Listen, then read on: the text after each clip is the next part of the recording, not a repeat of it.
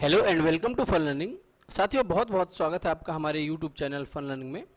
साथियों, जो हमारी बाल विकास की सीरीज चल रही है चाइल्ड डेवलपमेंट एंड पेडागोजी की, उसमें आज हम एक और महत्वपूर्ण टॉपिक के साथ आपके सामने हाजिर हुए हैं।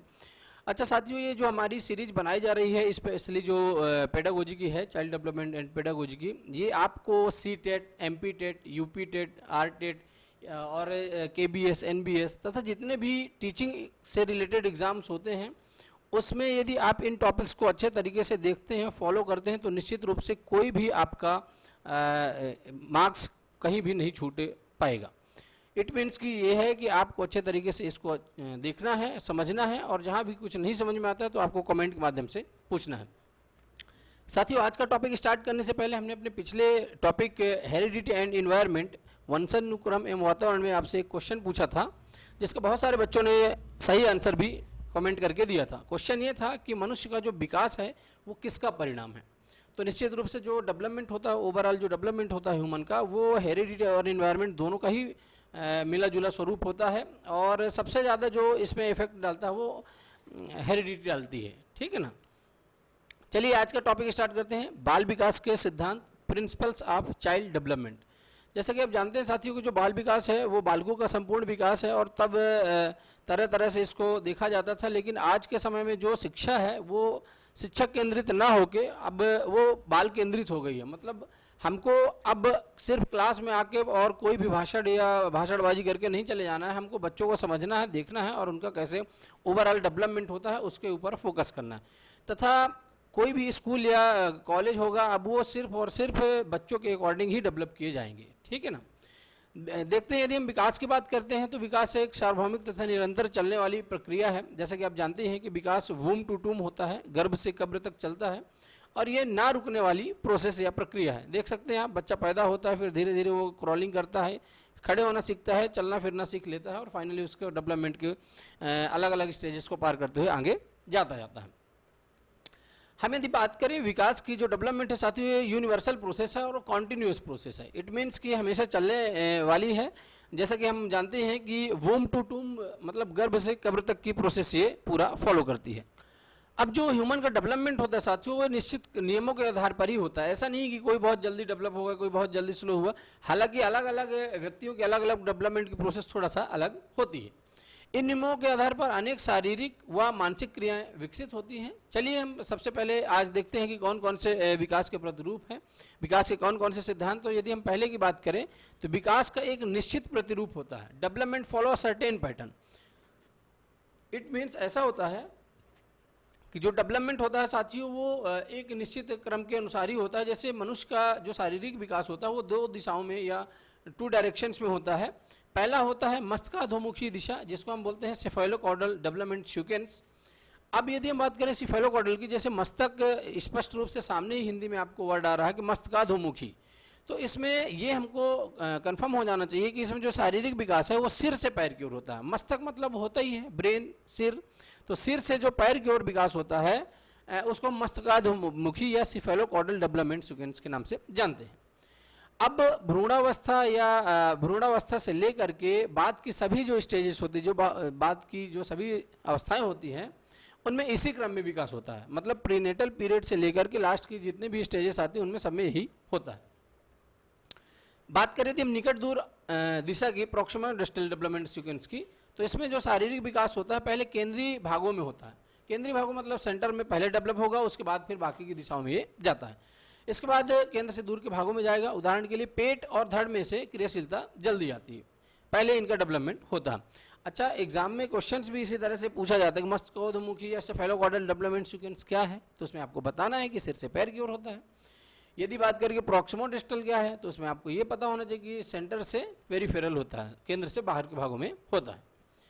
बात करें हम नेक्स्ट सिद्धांत की, तो development proceeds from general to specific. ये नाम से ही ऐसे पूछ लेता है क्वेश्चन, एग्जाम में ऐसे ही नाम से पूछ लेता है कि विकास किस दिशा में होता है, तो सामान्य से विशेष की तरफ होता है। इसको आप याद रखेंगे। विकास क्रम में कोई भी बालक पहले सामान्य क्रियाएं करता है, नॉर्मल एक्टिविटीज करेगा, उसके बाद ही वो स्पेसिफिक क्रियाओं की ओर अग्रसर होता है।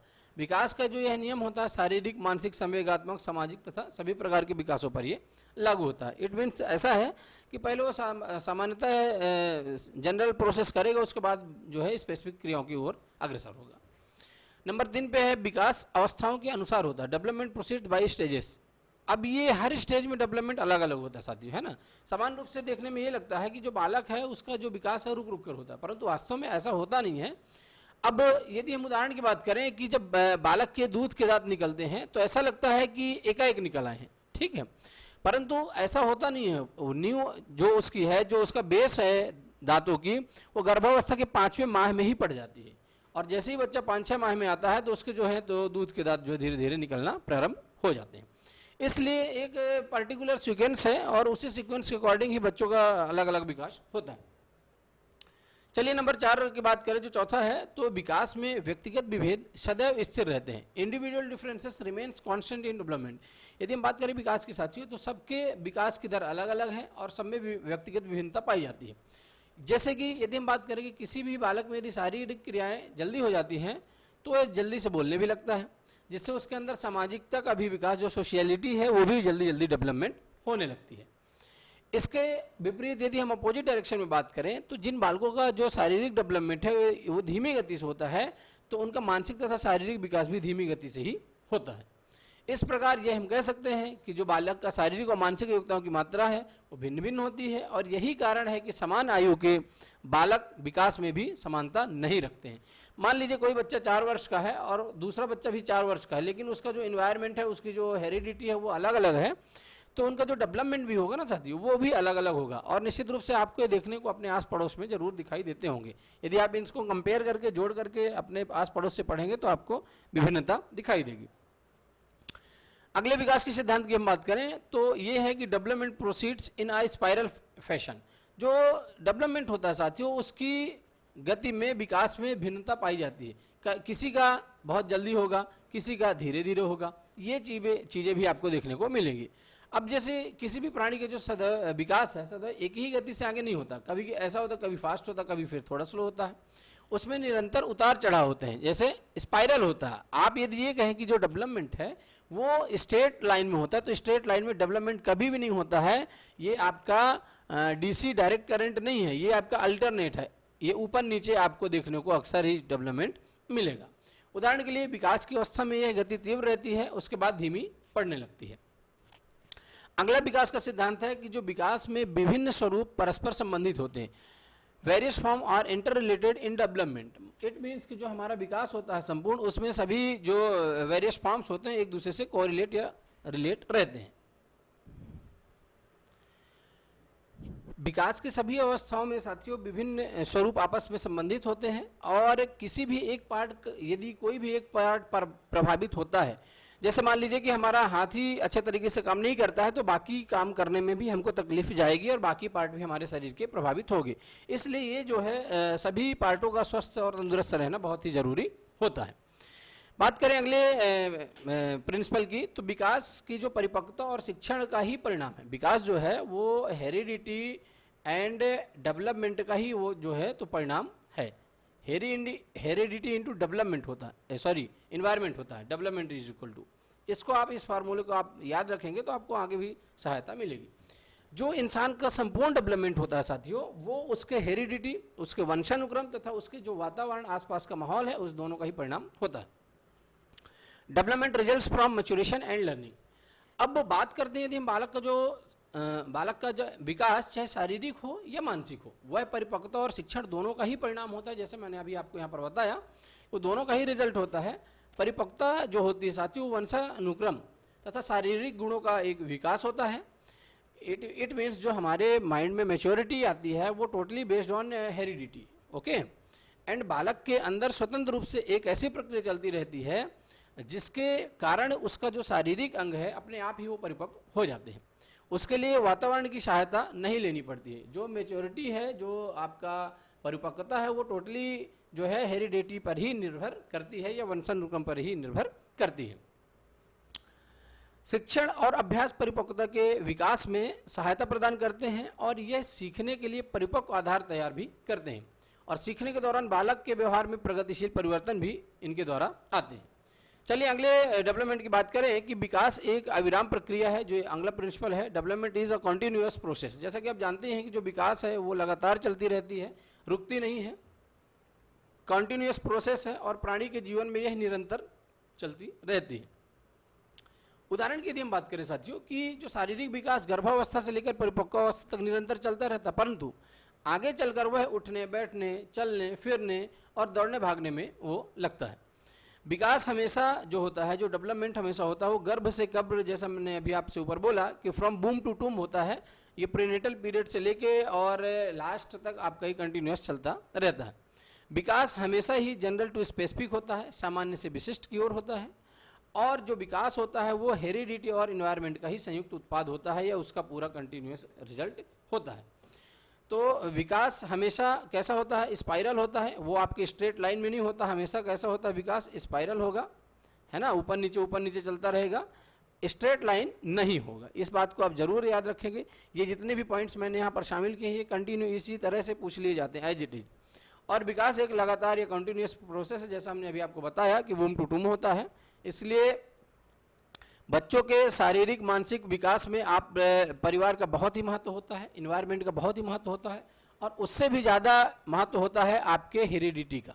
आपके बच्चे का रंग, रूप, कलर, लंबाई, चौड़ाई, ऊंचाई, दिमाग, ये सारी चीज़ें जो है साथियों आपके ही उसमें जीन्स उसमें जाते हैं। 50% जो रेशियो होता है वो माता पिता का होता है, फिर बाकी का 25% जो होता है तो दादा दादी, नाना नानी का होता है, बाकी का 25% जो होता है साथियों वो आपके और भी आगे वाली पीढ़ियों का उसमें योगदान रहता है।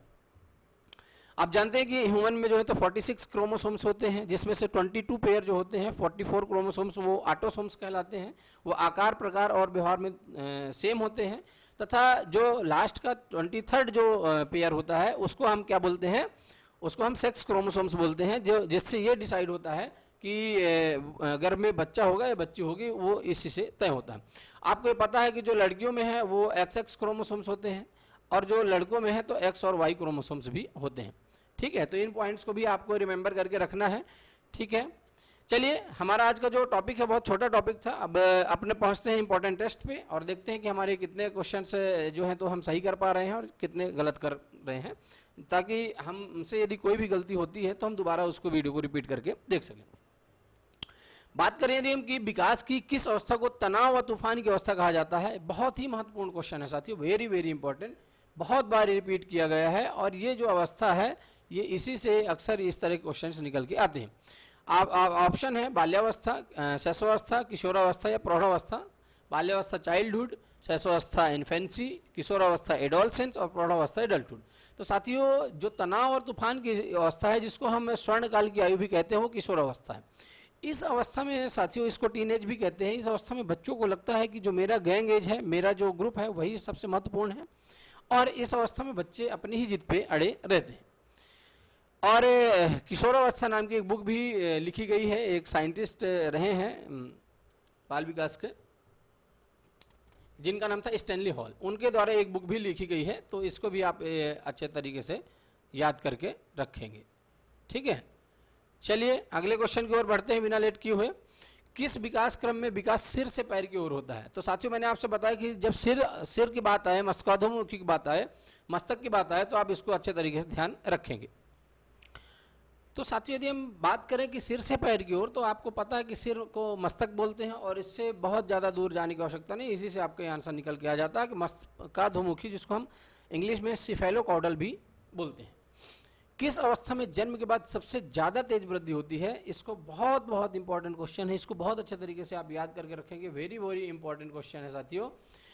किशोरावस्था, एडोलसेंस, वृद्धावस्था, शैशवावस्था या बाल्यावस्था। तो साथियों जो इन्फेंसी अवस्था होती है, शैशवावस्था होती है, जिसको हम 0 से 2 ईयर्स की एज भी बोलते हैं, इस अवस्था में साथियों जो है तो सबसे ज़्यादा डेवलपमेंट किसी भी बच्चे का होता है। सबसे ज़्यादा जो वृद्धि होती है, सॉरी डेवलपमेंट नहीं, जो वृद्धि होती है वो सबसे ज़्यादा होती है आकार प्रकार में।